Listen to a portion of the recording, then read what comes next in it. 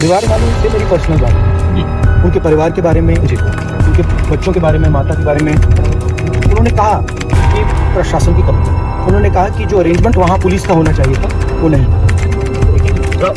But बहुत दुख में है, शॉक में है।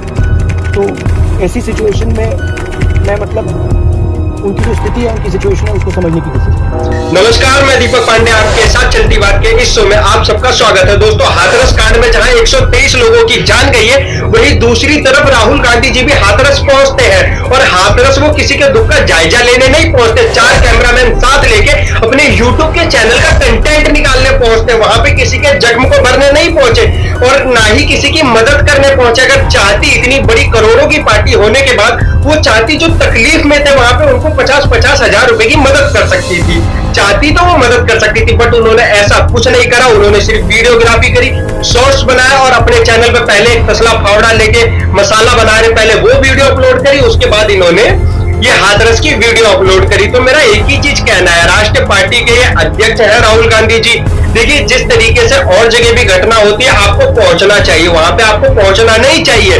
करोड़ों की पार्टी हो भाई, उनकी मदद करनी चाहिए।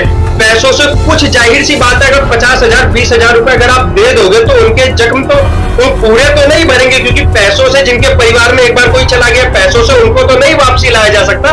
लेकिन जो भी क्रियाक्रम करना होता है, उन सब चीजों में जो पैसा लगता है, थोड़े जख्मों पे उनके मरहम लग जाता है। बट आपने ऐसा कुछ नहीं करा, आप वहां पे गए, मजे लेके सिर्फ आ गए, तो जाहिर सी बात है आपका जाना और ना जाना बराबर है। इसी तरीके से आप मणिपुर भी गए थे, लेकिन उसके बाद आप गुजरात नहीं गए, उसके बाद आप हरियाणा में नहीं गए थे, जहां पे आपकी अशोक गहलोत जी की सरकार थी। और उसी वक्त हाल फिलहाल में अंकिता जी का मर्डर हुआ था। यहाँ पे आपको याद होगा ना कि किस तरीके से अंकिता का मर्डर हुआ। तो अंकिता के परिवार से मिलने नहीं पहुंचे। ये सिर्फ और सिर्फ जहां पे जख्म ज्यादा होते हैं, वहां पे सिर्फ मजे लेने पहुंचते और वहां के लोगों की मदद नहीं करते। इसी तरीके से मणिपुर भी गए थे, लेकिन मणिपुर के लोगों की बिल्कुल भी मदद नहीं करी थी।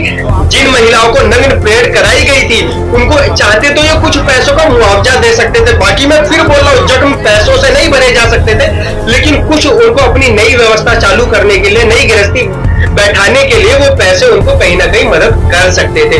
बट इन्होंने ऐसा नहीं करा और धिक्कार है ऐसी राजनीति पे जो इस तरीके से अगर कोई करता है। अरे भाई, गए थे, मदद करते कुछ, तब तो समझ में आता कि हाँ भाई कि कोई बंदा आया था यहाँ पे, मदद करके गया। नेताओं की तरह गए, भाषण देके आ गए। नहीं भैया, बहुत गलत हुआ है। प्रशासन की कहीं ना कहीं गलती थी, प्रशासन की तो गलती थी यहाँ पर,